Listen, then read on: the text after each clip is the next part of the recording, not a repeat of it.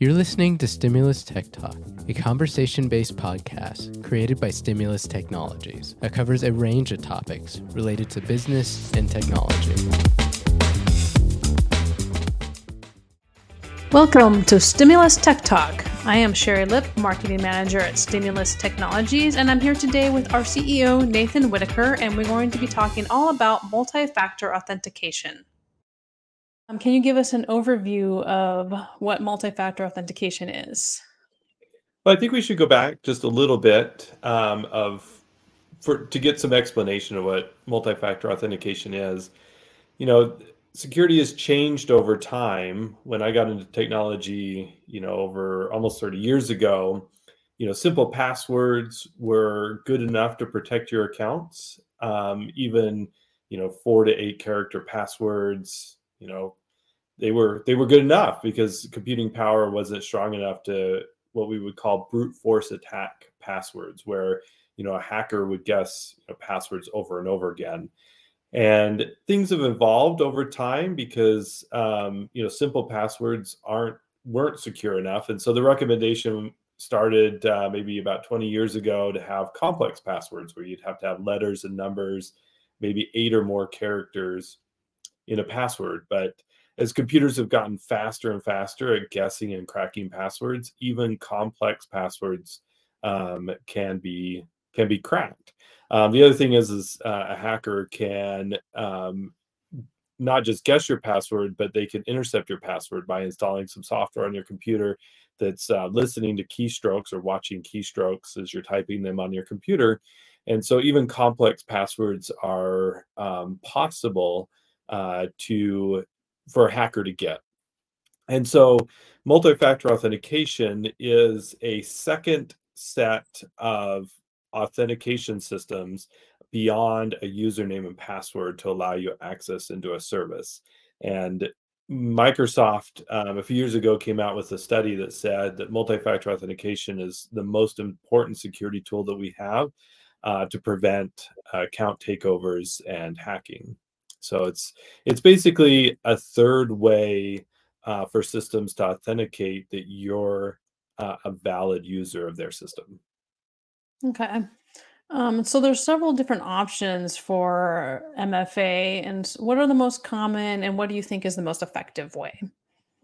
There are quite a few. A lot of us have experienced the text MFA, where you log into a system, it sends you a text message with a one-time passcode, 4, 8, or 10 digits that you have to enter, and it's only good for a certain amount of time. So a lot of MFA systems are temporary passwords that are sent to you one way or another. So text messaging is one of the common methods that you see. Those are okay, and the problem is those systems have been compromised before, and so I don't think they're the best for highly secure systems because it's relying on a third party to send these text messages out, which can be intercepted because they're unencrypted. If somebody has access to your SIM card or access to your cell phone, they can intercept those. Another MFA that's very common is using authenticators. Google Authenticator, Microsoft Authenticator. There's several other ones out there that generate periodically, usually cycling every 30 seconds, a one-time code, and it doesn't send you that information. When you log into the website, it says put in the code that's in your Authenticator app, and you have to put in that code, and then you're allowed in. I like those a little bit better because a lot of times those authenticator systems require a second authentication to get into your phone. So Microsoft Authenticator uses biometrics on your phone, whether it's facial recognition or fingerprint scanning, to authenticate that it's the actual user that's getting those codes. Another popular method is biometrics, which I just mentioned. So things like fingerprint scanning, retinal or facial recognition is in some systems is possible, or maybe a key card. A lot of in medical environments like HIPAA environments and offices, the nurses or doctors will carry around some type of key card or other authentication, and so they'll put a username and password or PIN in the system, and then also have to scan their key card or biometric like a fingerprint scanner. So those are some popular methods. The final one that's a little bit older technology, which but a lot of banks use it, is sending out some type of key fob. So it's a little device that you carry around with you. And when you need to log into the system, you push the button and it generates a code that's timed that the bank will allow you in. Those are also highly secure because it's offline authentication. So there's really no way to hack those devices because there's not an electronic device or a way for that to be intercepted. So just a variety of methods, and there's pros and cons to each one of those, and its usability, a lot of it. So. And what kind do you think is the most user friendly that the average person is most likely to be able to use? I think, as I mentioned, you want the users to use it, right? So user friendly, and why it's so popular is the text message or the SMS based 2FA. Most people do have cell phones, and getting a text message is very easy for people. We get them all the time. And so that is probably the most user friendly. And for personal use, I would probably recommend that for most sites. The second best, I think, is using the authenticator apps. Because again, most people have cell phones. It's pretty easy to log into those authenticator apps, and it's pretty easy to set up. Usually setting those up requires you to scan a QR code on the website with the phone camera, and then it just adds that code or that security mechanism into your phone, and then it's easy to open up an app and access that 2FA. Okay. And what would you consider to be, for a business using it, what do you think is the best method and what are the biggest benefits to them to implement it? Well, it prevents account takeovers. And so, we see it all the time on the internet, the brute force attack of, user accounts in business systems is dramatic. I mean, it happens all the time. You look at logs on email servers, Microsoft 365, Google accounts, bank accounts, whatever. These hackers are constantly attacking usernames and passwords, and they're guessing the username, which is either some combination of first and last name or maybe email address. And then they're just guessing passwords over and over again. When I say brute force attack, they're just guessing, one digit after next until they get an actual password. So the 2FA or MFA is really just about protecting the user account so that they can't be compromised. Okay. And how quickly can a hacker find a password using a brute force attack? Um, if let's say you have a password, and I don't have the exact statistics in front of me, but if it's less than 12 characters, it's almost instantaneously today. They can run through so many iterations. Over 16 characters, it can take days or months. And then if your passwords are over 20, 25 characters, it can take longer than that. Now, that's given that they don't have access to your computer. Unfortunately, if they have access, like some malware or spyware installed on your computer, they just have to wait for you to enter that password on a website, and they'll have it. So they don't have to brute force it. So, Okay. which is the common way, or you click on a link and you put in a password in an invalid site, and then they have your password too. So businesses that are implementing MFA, are there common mistakes that are made and how can they be avoided? Yeah, what I see commonly with setting up MFA is you don't enforce the policy. So maybe there's a project to enable MFA on your Microsoft 365 environment, but the technicians or administrators don't enforce that policy when new users are set up. And over time, when users come and go, that new users aren't set up on MFA.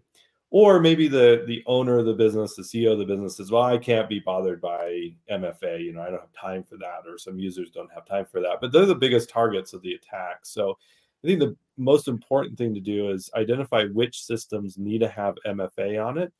and enforce it for all users. Don't allow any user not to have it. And Microsoft, because Microsoft 365 is one of the biggest targets for hackers today, they're coming out with new policies that are requiring organizations to have it enforced. So I would say that would be the biggest thing, is making sure that it's enforced for all users and new users that are created, that you can't disallow it. And then, on all the critical systems, not just Microsoft 365, but think about your bank account systems, any software that has critical data that needs to be compliant. If you're a medical firm, if you have any patient records, your credit card processors, any system where you're holding any data, personal identifiable information, or healthcare records, or financial records, those need to also be protected. So the common mistake is only protecting some of your systems with some of your users. It's a comprehensive implementation that you need across the board. Okay. And what is the best way for business owners to make sure their MFA solution is compliant with any regulations that they might be facing? Yeah, so having a third-party assessment done of your MFA solution is really essential. And the third-party assessment will, one, make sure that you have it set up on the appropriate accounts properly. And then they'll also generate reports on any missing compliance. So as I mentioned before, some of the compliance required is if you're HIPAA, so if you're in medical, dental, anything related to patient healthcare information, if you hold financial data such as Social Security numbers, bank account numbers, or anything that's regulated by the federal government, and also PCI compliance. Those all need MFA today. And so having a third-party assessment that goes in and looks at those systems, where the data is, and ensuring that the MFA is current and set up.